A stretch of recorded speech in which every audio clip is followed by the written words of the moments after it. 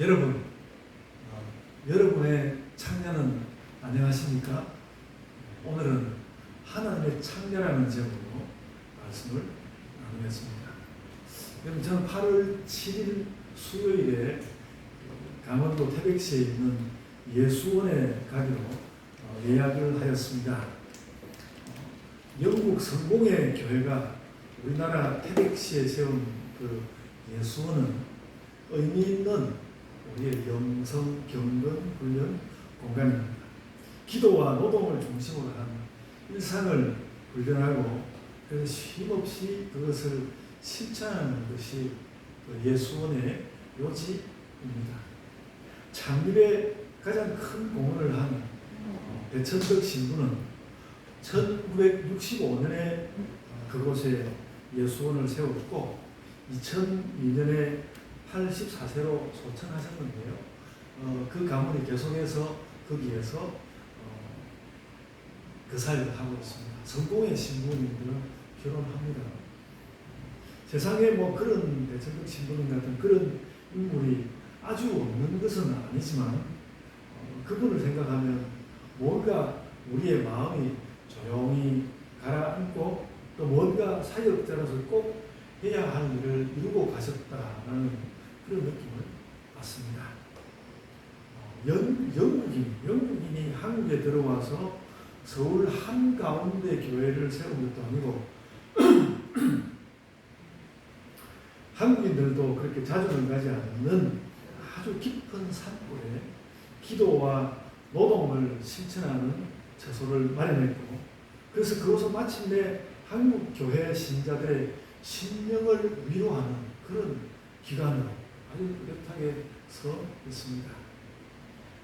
현실적 문제로 들끓고 있는 오늘날 우리 한국의 현실에도 불구하고 요즘도 이런 그 예수원의 실천은 영혼의 울림을 주고 있습니다. 여러분, 제가 어느 날 세수를 하면서 성경의 어떤 내용, 세수를 하고 있는데 성경의 어떤 내용을 저는 깊이 생각하고 있는 것을 제 자신에게서 그것을 발견했습니다. 자연스럽게 나는 경건한 활동입니다. 그러나 보통은 뭔가 그 세상 이야기에 줄을 대놓기 위해서 요즘 여러분 그 전철을 타고 있으면 전부 다 스마트폰 켜놓고 이어폰 꽂고 그러고 있고요. 그러다 보니까 저도 이제 화장실에 들어갈 때 뭔가 이렇게 아이패드 같은 데 연결된 이어폰을 꽂고 화장실에 들어가 있어야 뭔가 마음이 편안하고 그러는 제 자신을 보곤 하는데 그 아침에 정말 세수하면서 성경을 묵상하고 있는 저를 발견하면서 앞으로 그러지 말아야 되겠다. 앞으로 그러지 말아야 되겠다. 그런 생각을 하게 되었습니다. 그러니까 요즘 나의 귀와 또 뭐 생각과 마음이 모두 다 세상 속의 이야기로 들끓고 있다는 것을 알게 되었습니다. 그래서 제 자신도 모르게 이런 생활에 빠져버릴 수 있지만 그러지 않아야 되겠다. 이런 생각을 합니다. 여러분, 이런 이야기를 함으로 해서 무슨 세상에 정치하는 정치를 허물어 버리려고 하는 그런 마음은 아니고요. 그보다는 우리의 마음속에 늘 흐르고 있는 하나님의 살아계심을 우리가 유지해야 하겠다는 것입니다. 그리고 그것을 좀 우리 중심으로 좀 다르게 말하자면 우리에게 영혼이 있는데 나에게 영혼이 있는데 자꾸 나에게 영혼이 있다는 사실을 잊어버린다는 것이고 우리가 잊어버리기 쉽다는 것이고 그래서 내가 내 영혼의 움직임 그 흐름을 끊지 않는 생활을 해야 되겠다. 그런 생각을 하게 됐습니다. 그런데 우리가 그러고 요즘 살고 있는데 그런데 그 영국의 러벤 아처 토레이 3세가 배천덕이라는 한국의 이름을 얻어서 한국의 산골에 들어와서 마치 그 태백 그 깊은 산속에 한국의 영혼이 거기서 숨쉬고 있는 것처럼 그렇게 그가 이미 그 가문이 60년 세월을 보냈다는 것은 정말로 성실한 성실한 경건의 결실이라고 생각이 되고 너무너무 제가 그 대천덕 신부님을 생각할 때마다 너무나 존경이 되는 거예요. 어떤 다른 분보다 너무나 존경이 되는 것이죠. 근데 제가 뭐 누군가를 흠모해서 며칠을 보내고 그런 것을 잘 못하는 편인데 이번에 제가 마음 먹고 제 영혼을 다독이는 마음으로 그 예수원 예약을 했습니다. 그 예약을 받는 그 자매님이 많은데 그 자매님은 굉장히 딱딱하고 별로 그렇게 저에게 좋은 기분은 아니었는데 그 대천덕 신부님을 생각하면서 아주 겸손한 마음으로 제 예약을 했습니다. 그래서 부디 그날 일기가 좋기를 8월 7일이니까 비가 올 수도 있고 그래서 일기가 좋기를 기도하고 있습니다. 여러분 제 영혼과 예봉교의 모든 지체들의 영혼을 생각하면서 제가 그 길을 반영하려고 합니다. 제가 여기서 기도하는 동안에 여러분의 마음도 쉼을 얻었으면 좋겠습니다. 여러분 요즘 제가 이런 영혼에 대한 노력을 조금 이렇게 하고 있는데 그렇게 하고 있었는데 오늘 본문에 나오는 20절에 나오는 본문 예레미야 31장 20절에 나오는데 그 본문에 나오는 하나님의 창조라는 그리고 하나님 창조 이야기는 그런 고요히 뭔가를 생각하고 있는 제 마음에 벼락 소리가 났습니다. 하나님의 창조. 여러분 하나님께 창조가 있다는 이야기를 들어본 적 있으십니까? 하나님의 창조. 하나님은 영이시니 예배하는 자가 진리와 영으로 예배할지니라 그렇게 말씀하였는데 하나님은 영이신데 하나님께 무슨 창조가 있는가? 하나님께 왜 창조? 여러분 우리가 그렇지 않습니까? 한 수만 있으면 나의 창자에다가 좋은 것처럼 맛있는 거 좋은 걸 가지고 우리 창자 속에다 좋은 것을 채우고 그래서 다른 사람의 창자는 모르지만 나의 창자만은 정말 건강하기를 소원하면서 몸의 건강을 그 건강을 이렇게 구하던 사람조차도 하나님 이름이 나오고 하나님께 다가가려고 하는 때에는 창자 같은 그런 말을 내려놓고 창자 같은 것을 내려놓고 참 깊은 영성을 가지고 하나님 말씀에 귀를 기울일 것 같은데 그래야만 하는 것 같은데 갑자기 오늘 말씀은 예레미야 같이 신령한 선지자가 웬 하나님의 창자 우리 예레미야 말씀을 깊이 묵상하고 그 깊은 곳으로 들어가려고 하는데 하나님 창자 이야기를 하고 있는 것이죠. 그러니까 여러분 제가 이 말씀을 읽으면서 정말 내가 아무리 상상력을 동원해도 아무리 대단한 상상력을 동원해도 이런 말씀을 할 수가 없겠다. 이런 말씀을 할 수가 없겠다. 그런 생각을 하는 것이죠. 진짜로 이런 깊은 성경의 말씀 가운데서 하나님의 창자를 말씀할 수 있는 것은 정말로 성경만 할 수 있는 것이고 예레미야 같은 정말 요즘 말로 그 내공이 깊은 선지자들만 할 수 있는 그런 말씀인 것 같습니다. 하나님 창자는 어떻게 생겼을까? 우리 창자는 맨날 그림을 봐가지고 많이 알고 있는데 하나님 창자는 어떻게 생겼을까? 하나님 창자는 어떤 작용을 할까? 그런 생각을 그냥 빙긋이 웃으면서 그런 생각을 하면서 그 하나님 창자라는 말이 나온 걸 딱 보면서 뭔가 저는 마음이 딱 경직되면서 뭔가 엄청나고 뭔가 특별한 것이 다가오리라는 그런 인상을 제가 씌울 수가 없었습니다. 결론을 먼저 말씀을 드리자면 그 하나님 창자를 이야기하는 그 절절한 것 심판 이야기로 그 심판 이야기가 큰 그 속에 나오는 뭔가 정말로 하나님의 애를 끊는 하나님의 애 끊는 구원 말씀이라는 것이죠. 그래서 하나님 이야기를 하는데 창자라니 가때까지 갔구나. 거기다 오늘 본 말씀은 그냥 창자라는 말로 그치지 않고 단지 창자라고 말하는 것이 아니라 하나님의 창자가 덜 끓는다고 막 부글부글 하나님의 창자가 덜 끓는다고 말을 하고 있습니다.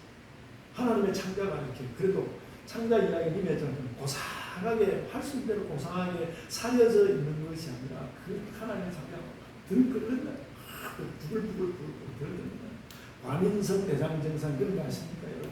하나님의 정말로 하나님의 그 창자가 과민성 대장정상으로 부글부글 끓는 것 같은 그런 것을 오늘 성경은 말씀하고 있습니다.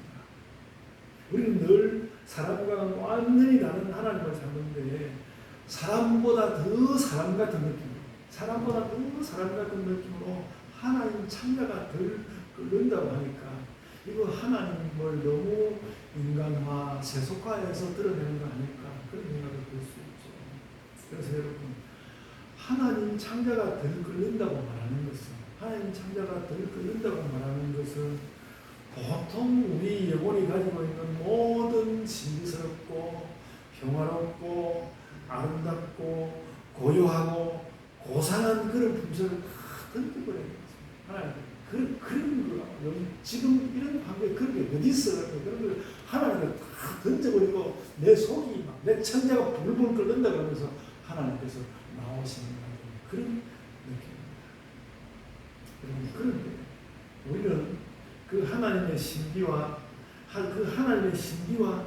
하나님의 창자 중에서 어느 편에 설 건가 그것을 고민하는 것이 아니라 도대체 무슨 일이 있기에 하나님의 창자라는 말을 다 해야 하나. 그러니까 이 예레미야가 너무 다른 데서는 말할 수 없으니까 엄청난 말을 하고 싶으니까 엄청난 말을 할 거니까 하나님 창자라는 말까지 하는 거 아니겠습니까? 대체 하나님은 무슨 말씀을 오늘 성경은 무슨 말씀을 하고 있는 것인가 그렇게 물어야 할 것입니다. 그것이 다른 것이 아니라 이스라엘이 즉 하나님의 백성이 징벌을 받게 된 것들은 그 이스라엘 백성이 징벌을 받는 것을 보니까 하나님의 창자가 막 뒤틀리고 하나님 창자가 불불 끓고 그렇게 하는 것입니다. 그래서 여러분, 오늘 본문에는 그 징벌 받는 자가 에브라임이라고 계속해서 에브라임이라는 말이 여러 번 나오는데 에브라임이라는 이름으로 계속 나오고 있는데 이 에브라임은 원래 야곱의 11번째 아들 요셉의 둘째 아들이고요. 에브라임은 요셉의 둘째 아들이고 결국에는 이 에브라임의 후손들이 이스라엘의 모든 산업을 대표하는 지파가 되었습니다. 에브라임은 그렇습니다. 그래서 에브라임 지파가 징벌을 받는다는 것은 그런 이스라엘의 모든 산업과 살림과 그들의 자존심이 다 결단이 났다는 것, 다 끝장이 났다는 것입니다. 그런데 누가 그렇게 이스라엘을 철저히 패망시켰는가? 물론 이스라엘이 잘못한 자업자득이지만 이스라엘이 패망하도록 하나님께서 직접 그렇게 주변 강대국에 다 허락을 하셨습니다. 결국은 하나님께서 이스라엘을 다 파멸시켜 놓으시고는 그래 놓고는 또 그 이스라엘을 보면서 너희들이 멸망하는 것을 보니까 내 창자가 끓는다 그렇게 말씀하고 있는 것입니다. 이것이 정확한 역사적인 내용입니다. 역사적인 내용입니다.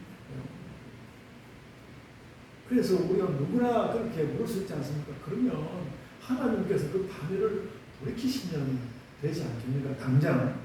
근데 하나님은 당장 그렇게 할 마음이 전혀 없어요. 그렇게 할 마음이 전혀 없었습니다.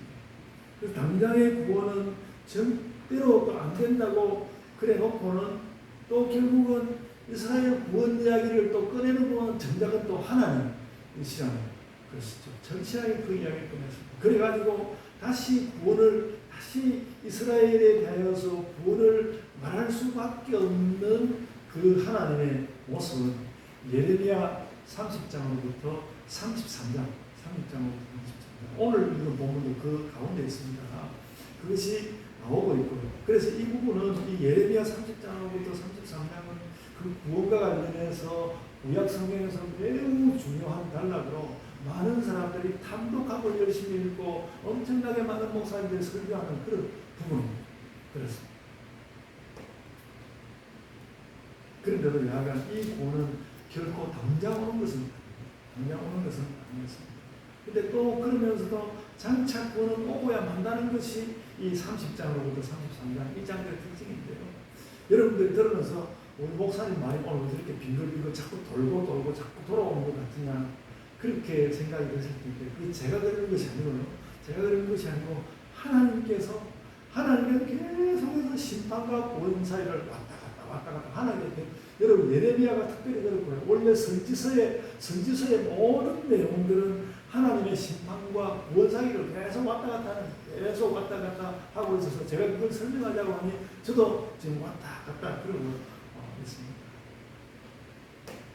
그래서 이런 이제 말씀을 읽으면서 여러분들도 예레미야 30장으로 33장을 잘 읽어보시기를 바라는데, 이런 속에서 우리가 하나님이 어떤 분인지도 알고 인간이라는 것이 어떤 것인지도 알고 세상도 알게 되고 성경은 대체 무엇을 기록하고 있는지도 정말 환하게 알고, 그러니까 저는 생각에 예레미야 30장으로 33장 이걸 잘 알고 이것을 잘 해석하게 된다면 성경이 전체적으로 어떤 태세를 가지고 우리에게 나오는지를 아주 깨달을 수 있다고 생각합니다. 굉장히 중요한 본문 말씀이라고 생각합니다.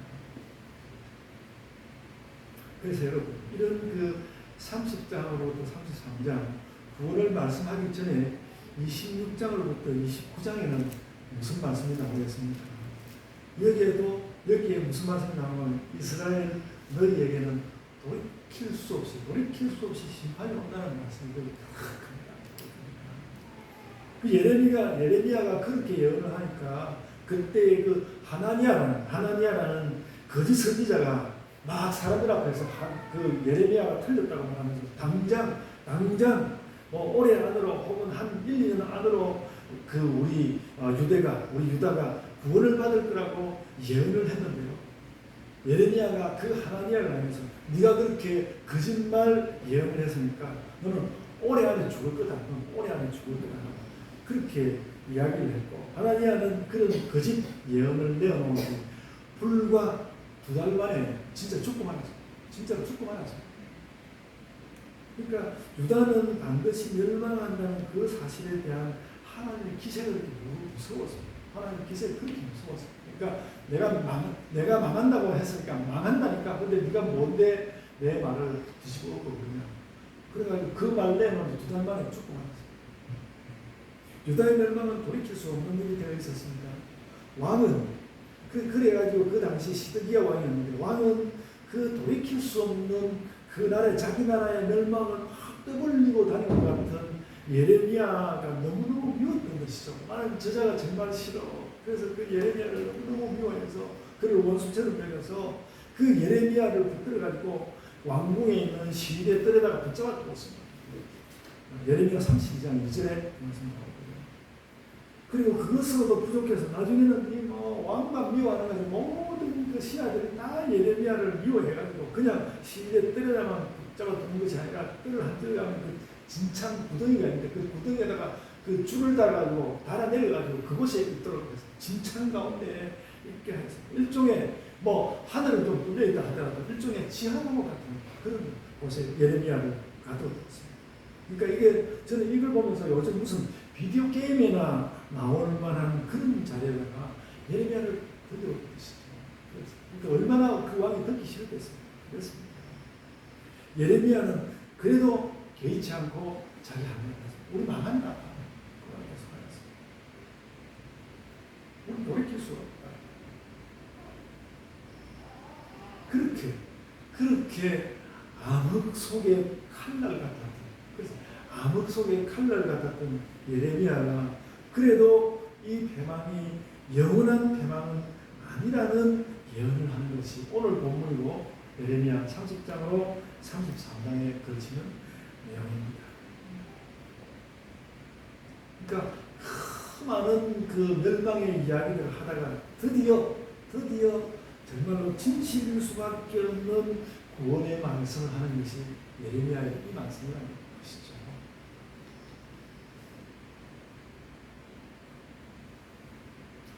그러면서 그 이스라엘의 대망을 지켜보는 하나님의 심중을 오늘 본문 18절로부터 20절에 이렇게 말했는데, 그 20절에 나오는 말씀이 그것이 바로 그 이스라엘의 멸망을 지켜보고 있는 하나님의 말씀을 18절로부터 20절에 말하고 20절에서 특별히 하는 말씀이 그래서 내 창자가 들끓는다. 내가 너희들의 멸망을 보고 있는 동안 내 창자가 들끓는다.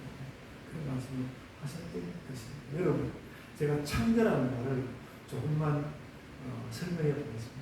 성경의 분위기를 볼 때 창조라는 것은 다른 것이 아니라 어떤 존재의 중심을 말하는 것입니다.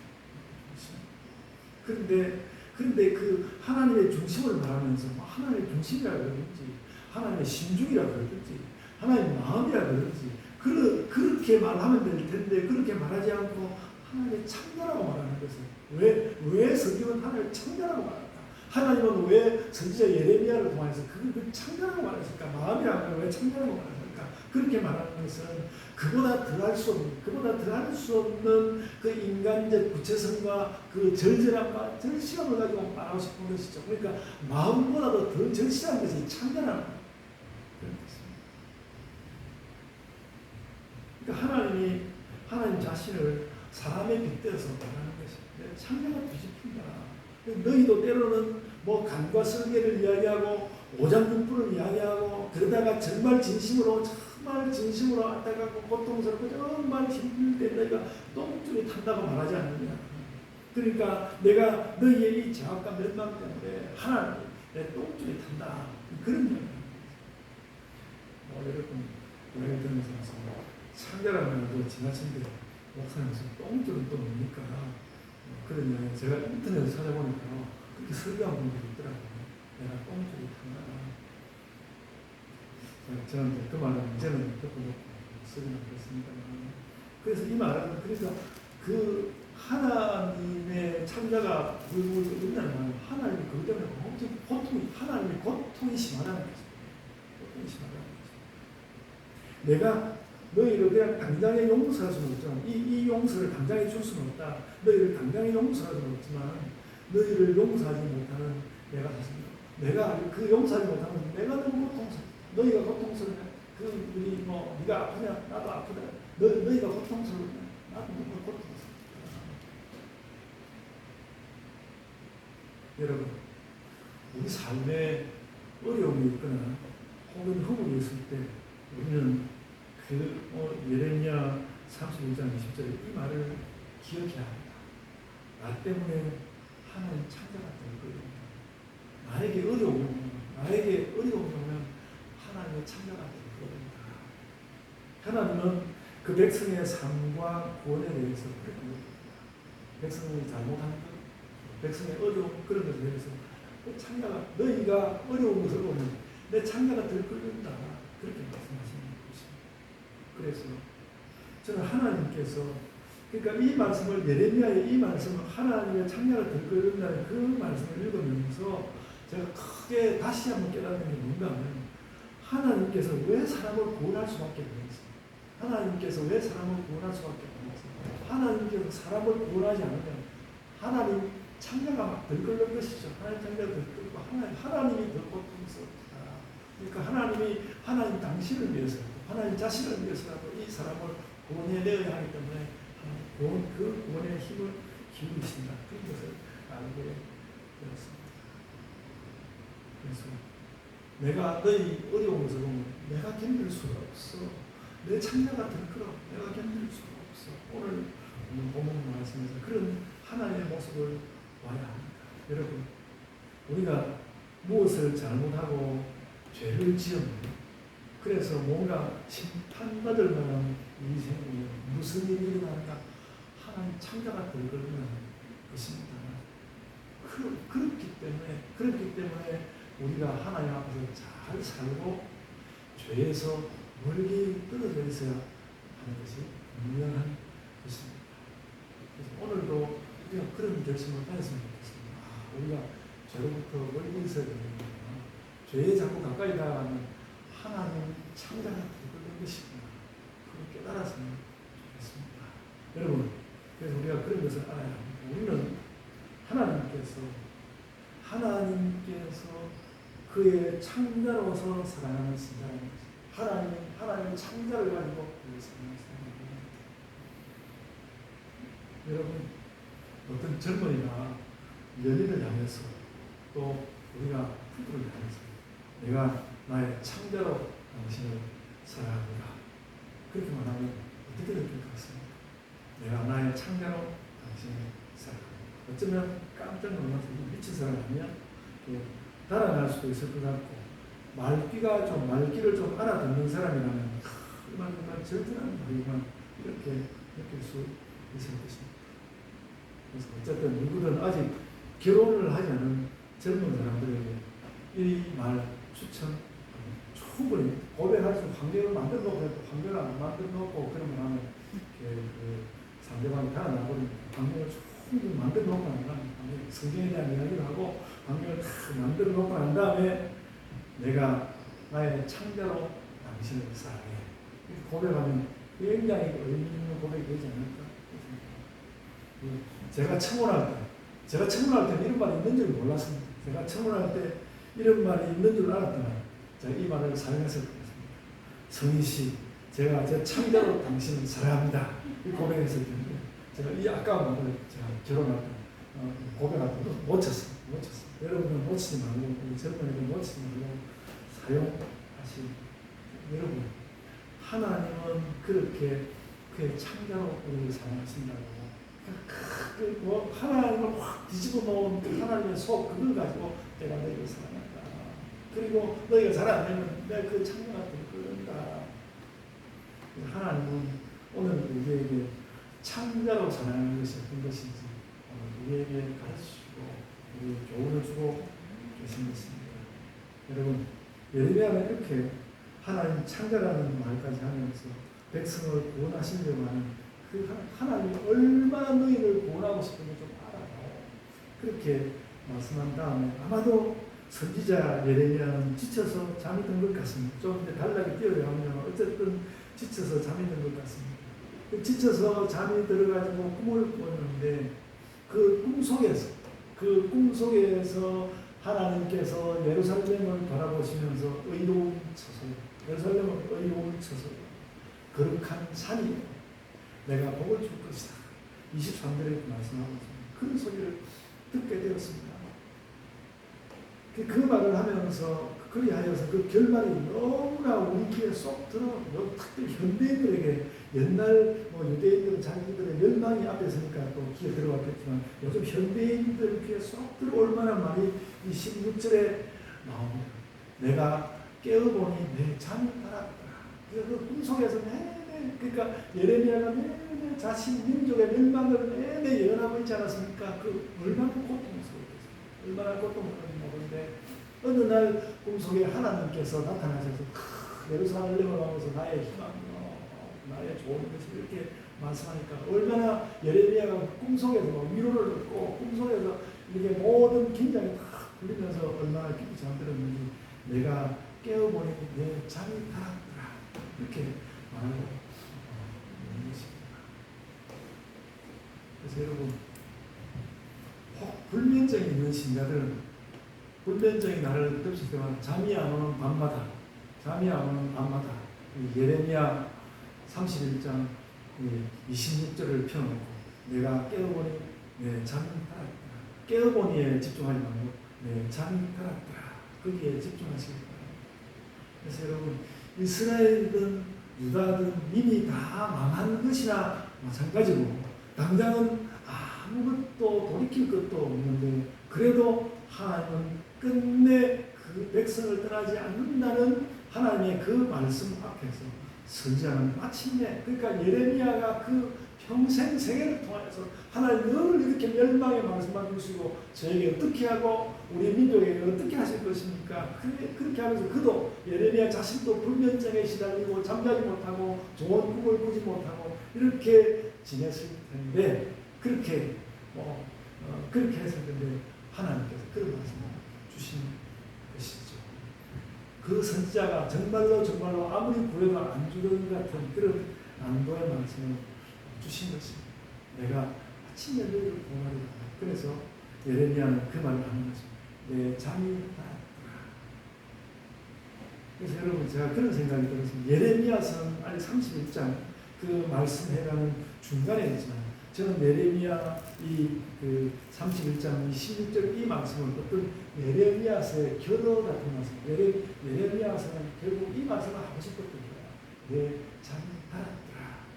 그렇게 내가 깨어보니 잠이 달았더라. 이것을 예레미야의 결어 같으면서 생각하고 있습니다.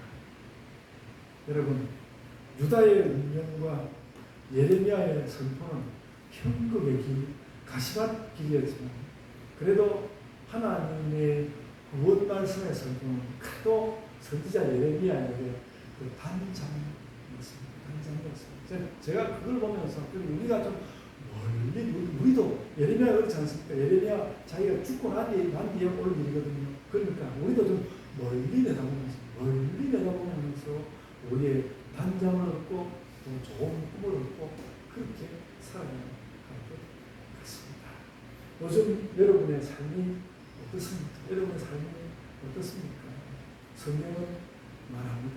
우리의 삶이 때로 어려워가지고 도저히 돌이킬 길이 없는 것처럼 보일지라도 그래도 하나님께서 주시는 너의 삶은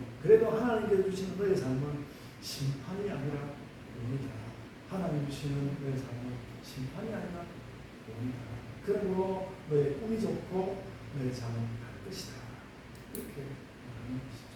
여러분, 그래서 우리의 인생 전체가 단장이 될 수는 없겠지요. 우리의 인생 전체가 단장이 될 수는 없겠지만 그래도 내 인생의 최종적인 결말은 그래도 단장이다. 오늘 우리 예레미야서에서 그걸 깨닫는 거죠. 내 인생의 최종적 결말은 단장이다. 너의 단장과 그래서 하나님 말씀 이런 것이죠. 너의 단장과 행복한 꿈을 위해서 나의 창자가 될 것이다. 하나님이 우리의 그런 말씀을 하시는 것이죠. 이것이 오늘 하나님께서 예레미야를 통해서 우리에게 주시는 원의 말씀, 희망의 말씀입니다. 너의 단장과 행복한 꿈을 위하여 나의 창자가 들끓어도 내가 그것을 다 이겨내고 내가 그것을 넘어가주리라. 그렇게 말씀하시는 것입니다. 여러분, 그래서 여러분 삶이 단장과 행복한 꿈을 가진 그런 인생이 되시기를 축원합니다. 아멘. 기도하겠습니다. 주님 감사드립니다. 저희가 늘 이런 말씀을 대하면 나 정말 얼마나 철없이 살았는가.